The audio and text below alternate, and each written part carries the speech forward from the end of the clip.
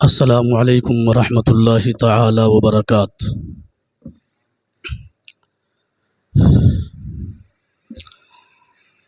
الحمد للہ رب العالمین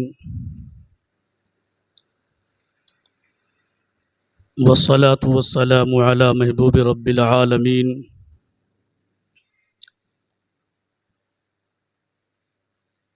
وصلی اللہ تعالی علی تمام الانبیاء والمرسلین، اما بعد، اعوذ باللہ من الشیطان الرجیم، بسم اللہ الرحمن الرحیم۔ اہدنا الصراط المستقیم، صدق اللہ العلی العظیم وصدق رسولہ النبی الامین الکریم الرؤوف الرحیم، ونحن علی ذلک لمن الشاہدین والشاکرین والحمد للہ رب العالمین۔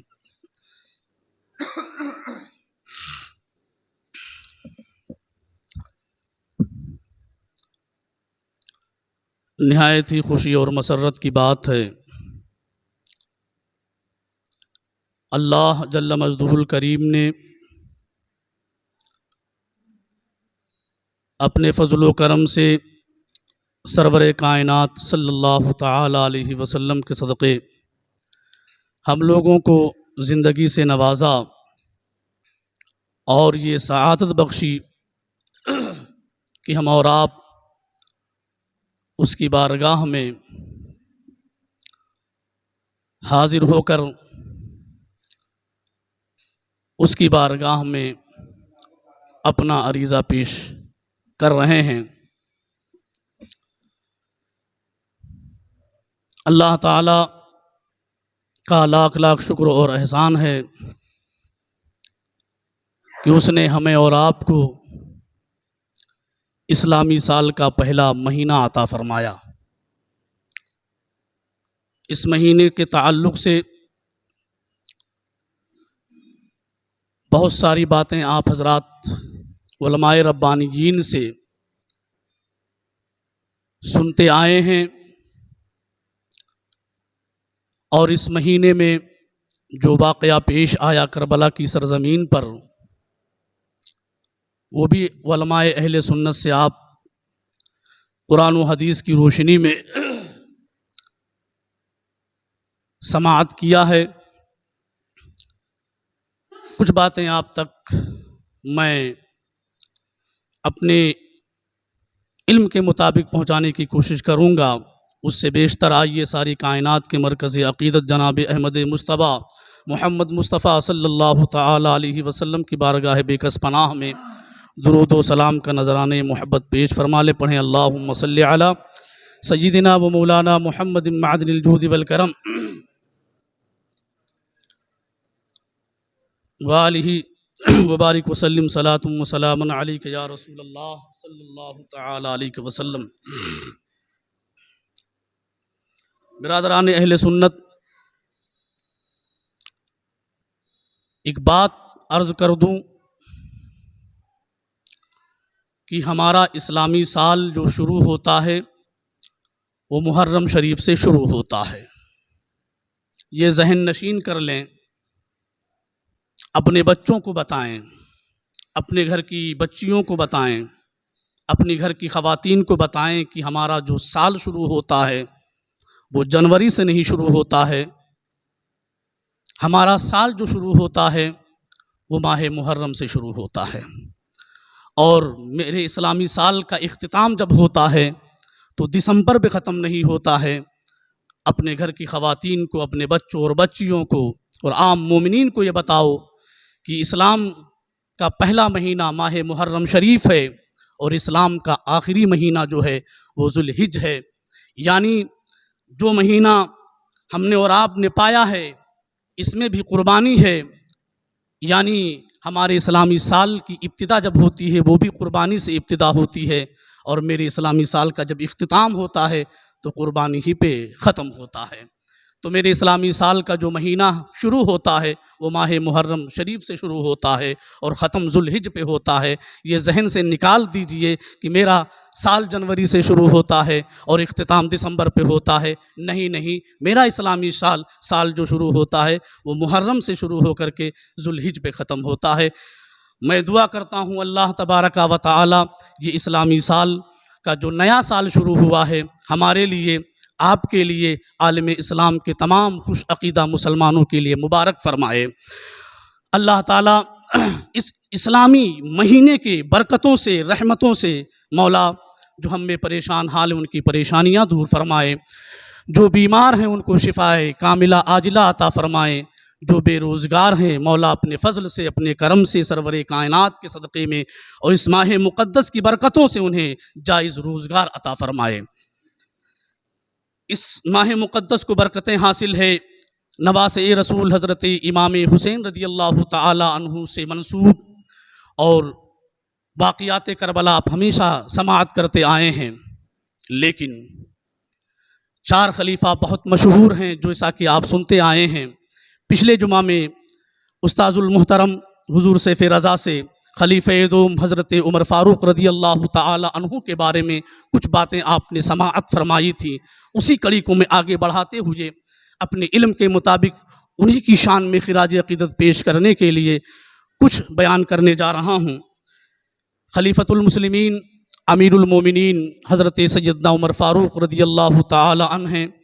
غالباً 26 ذی الحجہ کو آپ زخمی ہوئے تھے مصلی پر نماز پڑھاتے ہوئے، اور غالباً تاریخ گواہ ہے 1 محرم شریف، روایتیں مختلف ہیں، 1 محرم شریف یا 2 محرم شریف میں آپ کا وصال مبارک ہوا ہے، آپ نے جام شہادت نوش فرمایا ہے، لیکن اصح قول یہ ہے کہ 1 محرم شریف کو آپ نے جام شہادت نوش فرمایا ہے، جب زخمی ہوئے اس کے 3 دن بعد آپ وصال فرما گئے ہیں۔ یعنی مصلی امامت پر کھڑے ہو کر کے نماز پڑھا رہے تھے اور آپ کو زخمی کیا گیا، آپ زخمی ہوئے اور 3 دن کے بعد 1 محرم شریف کو آپ نے جام شہادت نوش فرمایا ہے۔ آپ دیکھتے ہیں تاریخ کے حوالے سے جو دوسری منائی جاتی ہے یہ عداوت کی بنیاد پہ منائی جاتی ہے۔ ہم اپنے خلیفوں کو بھول جاتے ہیں، اپنی روایات کو بھول جاتے ہیں، ہم اپنے اسلامی طور طریقے کو بھول جاتے ہیں۔ آج بھی تاریخ گواہ ہے کہ حضرت سیدنا ابو بکر صدیق رضی اللہ تعالیٰ عنہ کی بارگاہ میں تبرہ بکا جاتا ہے، ان کی شان میں گستاخیاں کی جاتی ہیں، اور حضرت عمر فاروق رضی اللہ تعالیٰ عنہ کی بارگاہ میں تبرہ اور گستاخیاں بکی جاتی ہیں۔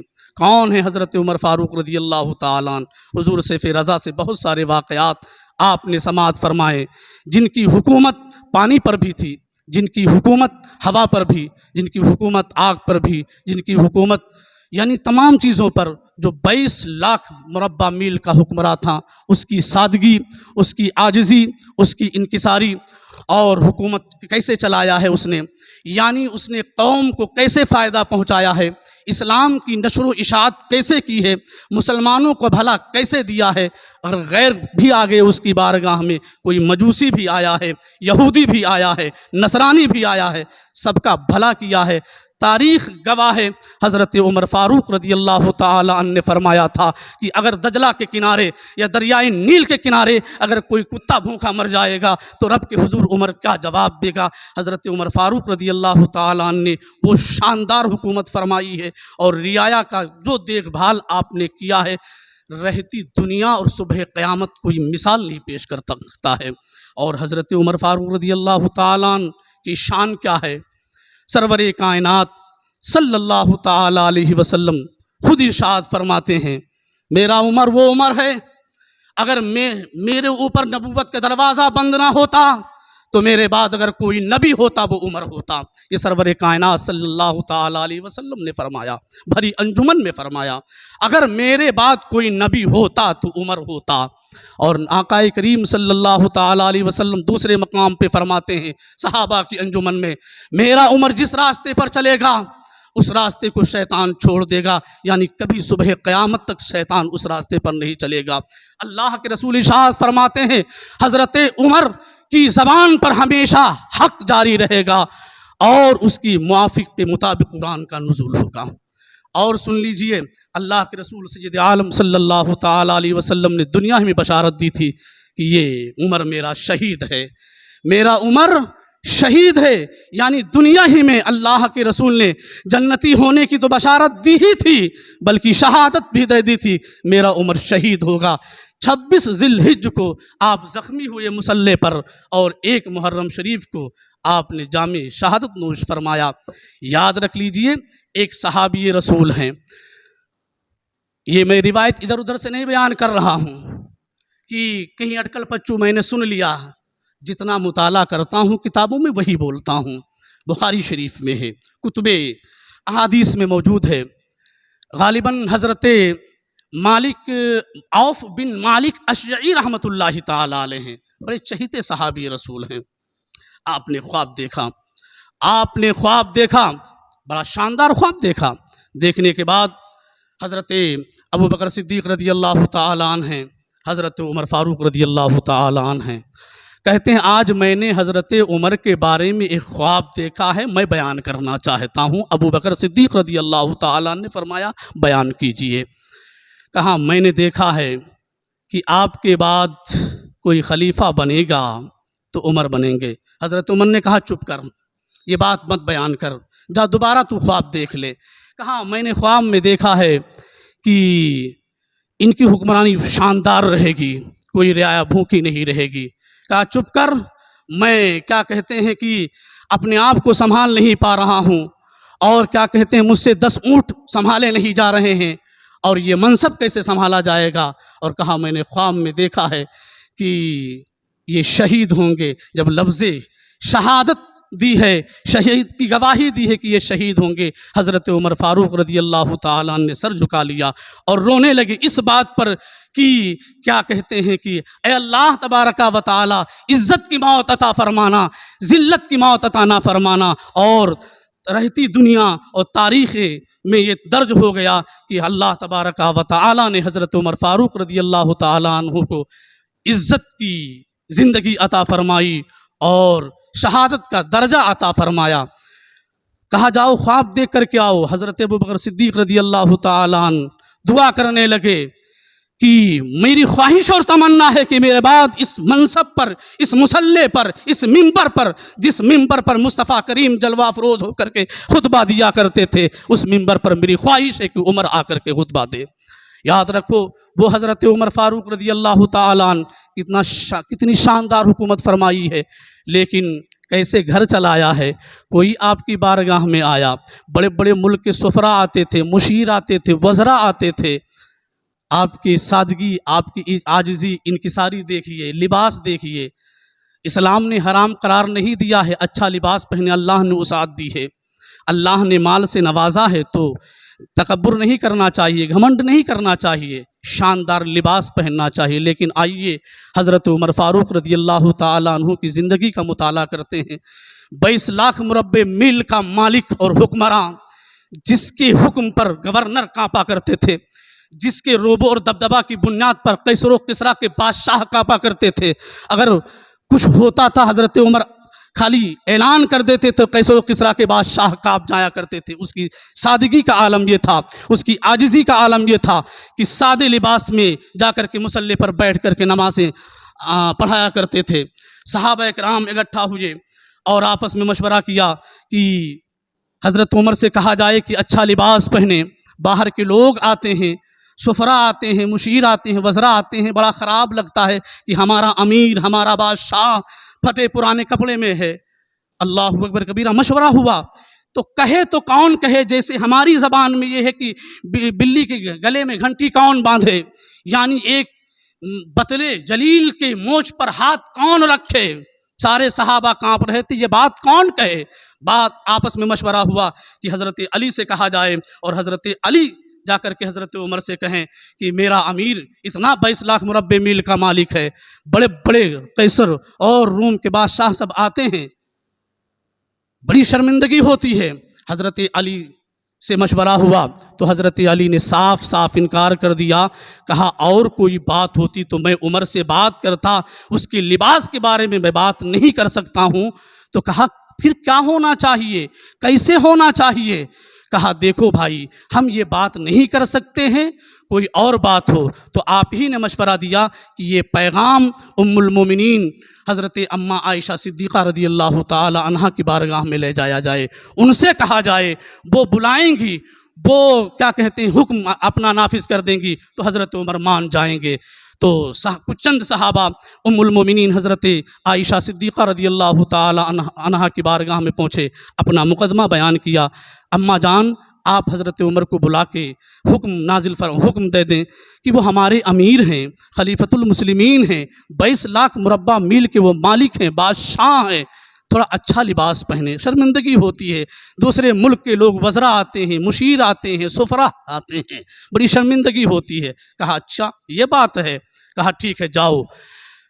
تاریخ گواہ ہے کہ مسجد میں بیٹھ کر کے حضرت عمر صحابہ سے مشورہ کر رہے تھے، اتنے میں اماں عائشہ صدیقہ رضی اللہ تعالیٰ عنہا کا پیغام آیا۔ کہا اماں عائشہ صدیقہ نے آپ کو بلایا ہے۔ میٹنگ ختم کر کے دوڑتے ہوئے اماں عائشہ کی بارگاہ میں پہنچ گئے، زانوے ادب طے کیا، پردہ لگا ہوا تھا، سلام عرض کیا۔ کہا اماں آنے میں کوئی دیری تو نہیں ہوئی؟ اماں عائشہ صدیقہ فرماتی ہیں اے عمر ٹائم پر آ گئے، دیری نہیں ہوئی ہے۔ کہا اماں حکم بیان کیا جائے، کیا بات ہے؟ کہا چند لوگ آئے تھے، مجھ سے آپ کی شکایت نہیں ہے بلکہ یہ ہے کہ آپ اچھا لباس پہنیں، آپ امیر ہیں، امیر المومنین ہیں، لوگوں کے امام ہیں، نماز بھی پڑھاتے ہیں، امور سلطنت بھی سنبھالتے ہیں۔ لوگوں نے یہ بھی کہا کہ امراء بھی آتے ہیں، سفراء بھی آتے ہیں، دوسرے ملک کے بڑے بڑے وزیر بھی آتے ہیں۔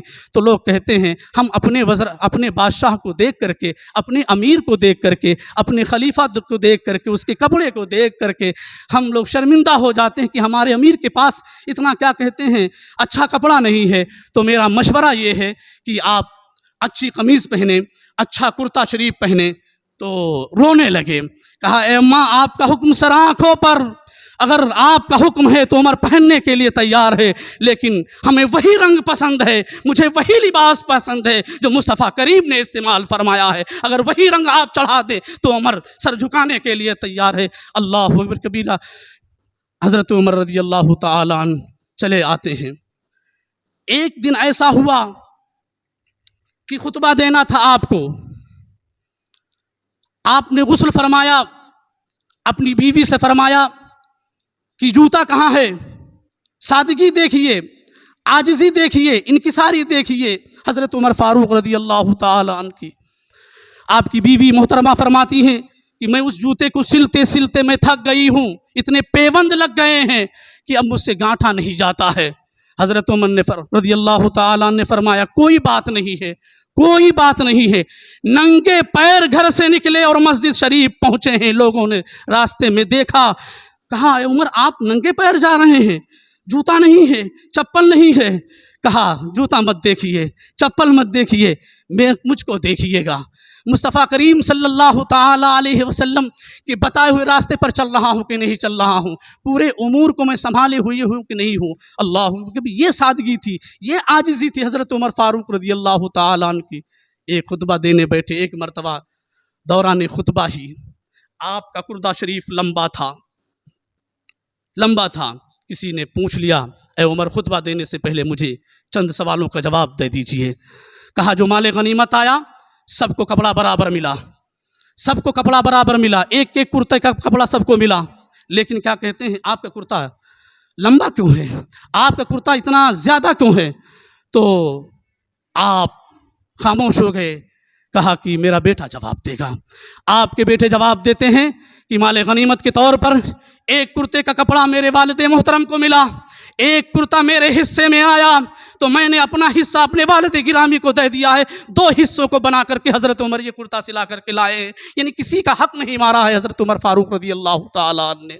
وہ 22 لاکھ مربع میل کا حکمراں حضرت عمر فاروق رضی اللہ تعالیٰ عنہ، جس کے سامنے قیصر و کسریٰ کے بادشاہ کانپا کرتے تھے، آج اس کی شان میں گستاخیاں کی جاتی ہیں، تبرہ بکا جاتا ہے، طرح طرح کی باتیں کی جاتی ہیں۔ آج بھی ہم دیار حق میں رہ کر کے اپنے کانوں میں روئی ٹھوسے ہوئے ہمیں کیا کرنا چاہیے کیا نہیں کرنا چاہیے۔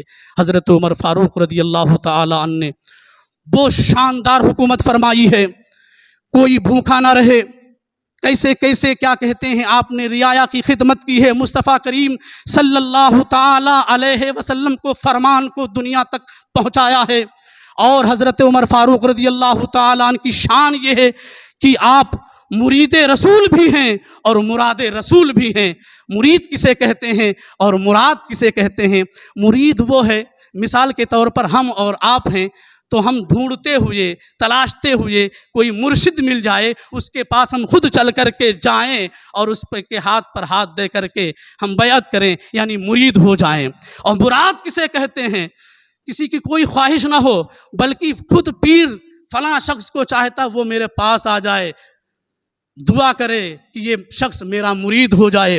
तो हज़रत उमर फ़ारूक रज़ी अल्लाह ताला अन्हु मुरीद रसूल भी हैं, मुराद रसूल भी हैं। यानी अल्लाह के रसूल सय्यद आलम सल्लल्लाहु ताला अलैहि वसल्लम ने, मुख्तलिफ रिवायात हैं, अल्लाह के रसूल ने अल्लाह की बारगाह में दुआ फरमाई कि उमर और अबू जहल इन दोनों में से किसी एक को इस्लाम की तौफीक बख्श दे। लेकिन एक रिवायत यह कहती है कि अल्लाह के रसूल ने अल्लाह से मांगा था, यानी ये हज़रत उमर मुराद हैं अल्लाह के रसूल के, अल्लाह से मांगा था, ए अल्लाह उमर को दे दे, उमर को दे दे, उमर को कलमा नसीब फरमा दे, उमर को इस्लाम की तौफीक बख्श दे। यानी अल्लाह के रसूल ने अल्लाह से क्या कहते उमर को मांगा था। इसलिए ये मुराद रसूल हैं, मुरीद रसूल भी हैं और मुराद रसूल भी हैं। हज़रत उमर रज़ी अल्लाह ताला अन्हु की शान कितनी बुलंदो बाला है, जैसा कि पिछले जुमा में आपने हुजूर सैफ रज़ा दामा ज़िल्लहु अलैना से आपने चंद वाक़यात आपने समाअत फरमाए और उन्हीं की चंद झलकियाँ आपके सामने हमने पेश किया है। हज़रत उमर फ़ारूक रज़ी अल्लाह ताला अन्हु की हुकूमत, और आग पर भी, पानी पर भी, हवा पर भी, और कोई रियाया भूखा नहीं। कैसी कैसी आपने खिदमत की है और इस्लाम को वो उरूज बख्शा है। यहाँ तक कि आप कहीं तशरीफ़ ले जा रहे थे, एक यहूदी बूढ़ा हो गया था और वो भीख मांग रहा था। जब आपकी नज़र पड़ी तो कहा कि क्यों भीख मांग रहे हो? कहा कि मैं बूढ़ा हो गया हूँ, अब मेरे अंदर ताकत नहीं है कि मैं कमा करके खा सकूँ। याद रखो, मैं जब तक जवान था मैं जिज़िया देता था, लेकिन अब मेरे अंदर ताकत नहीं है, मैं कमा नहीं सकता हूँ, तो मैं भीख मांग रहा हूँ। वो यहूदी था, हज़रत उमर रज़ी अल्लाह ताला अन्हु उसको पकड़ करके लाए और गवर्नर से और बैतुल माल के खाजिन से कहा कि इसका वजीफ़ा मुकर्रर कर दिया जाए। ये देखिए कैसी आपने खिदमत फरमाई है। हज़रत उमर फ़ारूक रज़ी अल्लाह ताला अन्हु गालिबन एक मुहर्रम शरीफ को आपने जामे शहादत नोश फरमाया है। एक मुहर्रम शरीफ को आपने जामे शहादत नोश फरमाया। 26 ज़िलहिज को आप ज़ख्मी हुए, एक मुहर्रम शरीफ को आप विसाल फरमाए और विसाल से पहले आपने अपने बेटे को बुलाया, कहा जाओ अम्मा आयशा सिद्दीक़ा रज़ी अल्लाह ताला अन्हा की बारगाह में जाओ और मेरा पैगाम लेकर के जाओ और उनसे कहो कि उमर की ख्वाहिश और तमन्ना ये है कि जहाँ रसूलुल्लाह सल्लल्लाहु ताला अलैहि वसल्लम आराम फरमा है, जहाँ पर खलीफतुल मुस्लिमीन खलीफे अव्वल हज़रत सैयदना अबू बकर सिद्दीक़ रज़ी अल्लाह ताला आराम फरमा है, मेरी ख्वाहिश और तमन्ना ये है कि अम्मा आयशा सिद्दीक़ा अगर इजाज़त दे दें तो हम भी वहीं, हमको भी वहीं दफना देना। और अगर अम्मा आयशा सिद्दीक़ा इजाज़त ना दें, अपने बेटे से वसीयत फरमाई, अगर वहाँ से इजाज़त ना मिले तो मुझे आम मुसलमानों के कब्रस्तान में दफना देना। आपका बेटा अम्मा आयशा सिद्दीक़ा रज़ी अल्लाह ताला अन्हा की बारगाह में जाता है और अरीज़ा पेश करता है कि अब्बा हुजूर ने भेजा है, ये मामलात हैं। अम्मा आयशा सिद्दीक़ा रज़ी अल्लाह ताला अन्हा की आंखों से आंसू आए। कहा वो जगह अपने लिए मैंने रखी थी, लेकिन आज उमर ने ये पैगाम भेजा है, आज उमर ने वो शानदार काम अंजाम दिया है, इस्लाम को जिला बख्शी है, इस्लाम को नशर इशाअत बख्शी है। और कोई होता तो मैं वो जगह ना देती, लेकिन आज उमर ने वो पैगाम भेजा है, जाओ इजाज़त है, जाओ अपने वालिद मुहतरम को क्या कहते हैं, जहाँ में सरवर कायनात सल्लल्लाहु ताला अलैहि वसल्लम आराम फरमा है, जहाँ मेरे वालिद मुहतरम आराम फरमा है, हज़रत उमर फ़ारूक रज़ी अल्लाह ताला अन्हु को वो जगह मैं दे रही हूँ। अल्लाह कबीरा। जब आप विसाल फरमाए, सहाबा रो रहे थे और सबसे पहले जो आह निकली है حضرت علی رضی اللہ تعالی عنہ، کیا کہنے، آہ نکلی، کس کا جنازہ جا رہا ہے؟ وہ خلیفۃ المسلمین، وہ امیر المومنین جو 22 لاکھ مربع میل کا حکمراں تھا، اور اس نے ہم سنیوں کو وہ درس دیا، اور اہل بیت نبوت کی محبت اگر دیکھنی ہو، اہل بیت اطہار سے محبت کا رنگ دیکھنا ہو، تو حضرت عمر فاروق رضی اللہ تعالیٰ عنہ کی بارگاہ میں چلتے ہیں۔ اس نے محبت سکھائی ہے، اس نے عشق سکھایا ہے، کیسا عشق دیا ہے، کیسے محبت کی جاتی ہے اہل بیت نبوت سے۔ آج لوگ ڈھول تماشا اور طرح طرح کی باتیں کرتے ہیں۔ آئیے، حضرت عمر فاروق رضی اللہ تعالیٰ عنہ ہیں، اور آپ کے ساتھ میں خلفاء اور وزراء بیٹھے ہوئے ہیں، امور سلطنت کے بارے میں تبادلہ خیال ہو رہا ہے۔ آپ نے اپنے بیٹے سے کہا دروازے پر آپ نگرانی کریں، کوئی اندر نہیں آ سکتا ہے۔ امور سلطنت میں آپ مصروف تھے اور لوگوں سے مشورہ فرما رہے تھے۔ اتنے میں حضرت نواسۂ رسول حضرت امام حسن رضی اللہ تعالی عنہ آئے۔ کہا آپ کے بیٹے سے کہ والد محترم کہاں ہے؟ کہا ابا حضور اندر میٹنگ کر رہے ہیں۔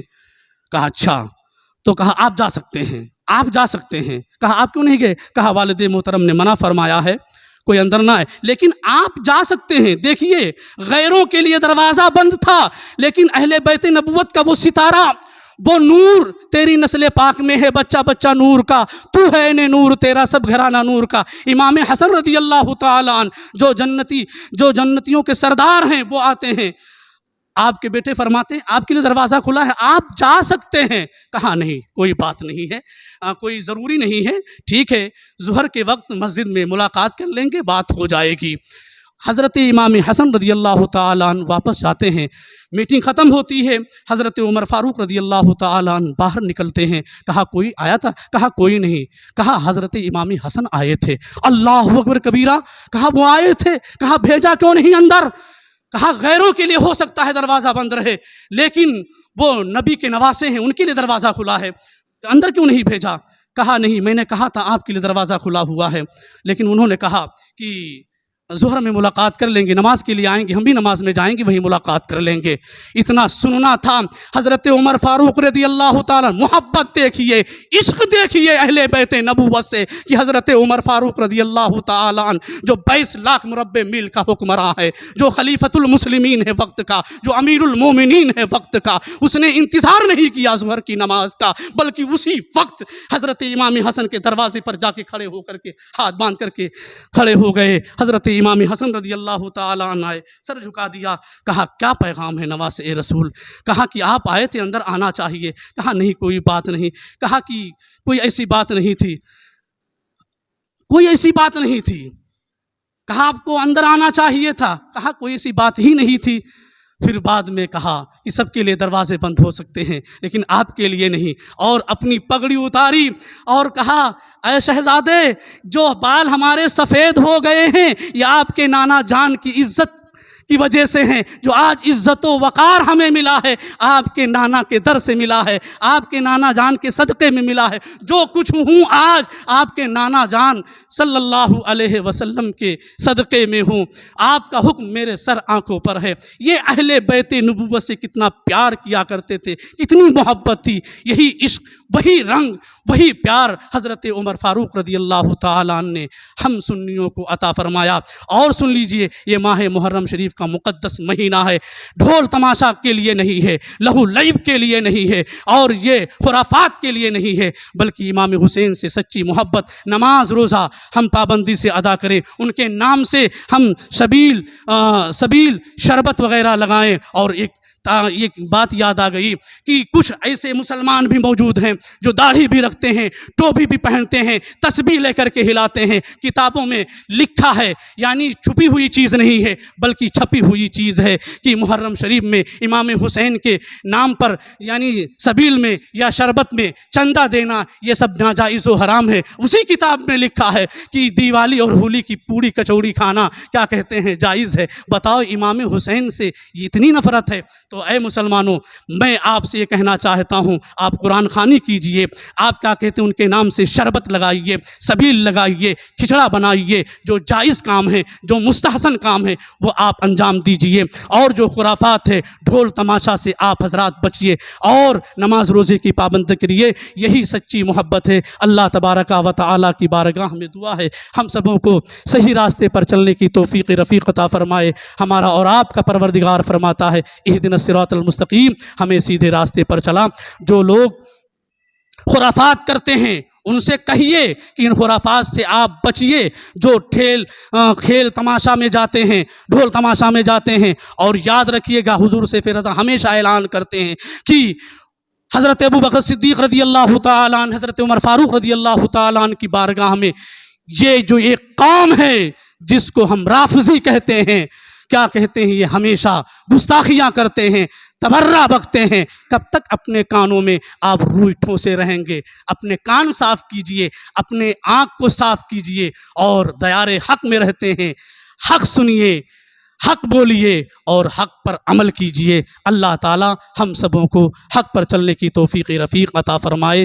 آپ سے میری التجا، میری خواہش اور میری تمنا یہ ہے، میری خواہش یہ ہے بلکہ گزارش ہے کہ حضور سیف رضا دامہ ظلہ علینا جو ہمارے سرپرست ہیں، آپ کے سرپرست ہیں، جنہوں نے 50 سال سے زائد اہل رودولی کی خدمت کی ہے، حافظ قرآن بنا بنا کر کے، قاری قرآن عالم دین بنا بنا کر کے آپ کو عطا فرمایا ہے۔ آج رودولی نہیں، ملک نہیں، بیرون ملک میں آپ کے دارالعلوم مخدومیہ سے فارغ ہونے والے دین و اسلام اور سنت کی خدمت انجام دے رہے ہیں۔